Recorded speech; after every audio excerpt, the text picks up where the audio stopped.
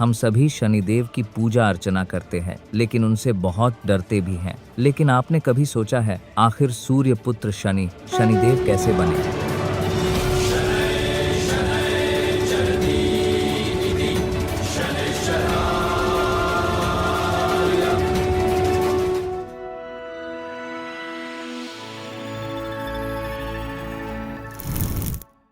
यह बात तब की है जब शनिदेव को समस्त संसार सिर्फ सूर्यपुत्र शनि के नाम से जानता था।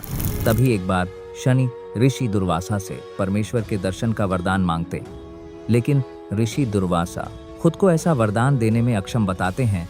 लेकिन वो शनि को काशी जाकर तपस्या करने का परामर्श देते हैं। शनि फिर काशी जाकर तपस्या करने लगते हैं। उनकी तपस्या के कारण ब्रह्मांड का संतुलन बिगड़ने लगता है। तभी सारे देवता महादेव के पास जाते हैं। तब महादेव बोलते हैं, शनि के तपस्या का फल कौन देने जाएगा? तो सबसे पहले ब्रह्मा जी पहुंचते हैं शनि जी के पास। तो शनि जी बोलते हैं कि उन्हें पूर्ण अवतार के दर्शन करने हैं। फिर विष्णु जी पहुंचते हैं, परंतु शनि जी उनको भी पूर्ण मानने से मना कर देते हैं। फिर अंत में महादेव शनि जी के सामने प्रकट होते हैं। शनि जी उनसे भी पूर्ण परमेश्वर के दर्शन का वरदान मांगते हैं। यह सुनकर सृष्टि के सभी देवी देवता वहां उपस्थित हो जाते हैं और फिर देवी उनको पूछती है कि वही बताए उनके नज़र में पूर्ण कौन है।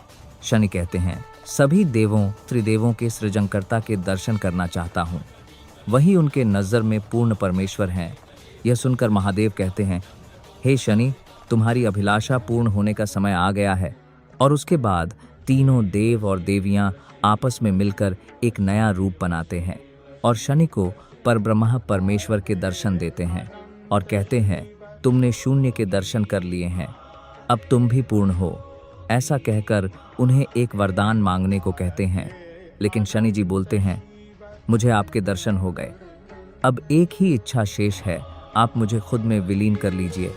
यह सुनकर परब्रह्म परमेश्वर कहते हैं, मैं यह नहीं कर सकता, क्योंकि तुम्हारा भी जन्म किसी उद्देश्य के लिए ही हुआ है और तुम्हें वो पूरा करना होगा। और वो भी गायब हो जाते हैं। लेकिन कहानी यही नहीं खत्म हुई।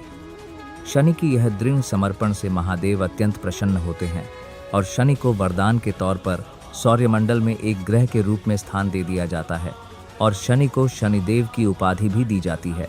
और महादेव कहते हैं, हे शनिदेव, आज से आप समस्त प्राणियों की राशि पर 30 वर्षों के उपरांत ढैया और 7.5 की दृष्टि डालेंगे तथा जन्म कुंडली के अनुसार नियत समय में 19 वर्षों की महादशा बनकर उन पर दृष्टि डालेंगे और अपनी दशा में प्राणियों के उभर कर आए विचारों से उन प्राणियों का मार्गदर्शन करेंगे और उन्हें पुनः उस अवगुण के मार्ग पर ना जाने के लिए सचेत और सजग करेंगे। और यह कहते हुए महादेव ने उन्हें उनकी अस्त्र शस्त्र भी प्रदान की और उनके समस्त कार्य संचालन के लिए सिंहासन भी। और तब से समस्त संसार ने उन्हें कर्माधिकारी शनिदेव के नाम से सम्मानित किया।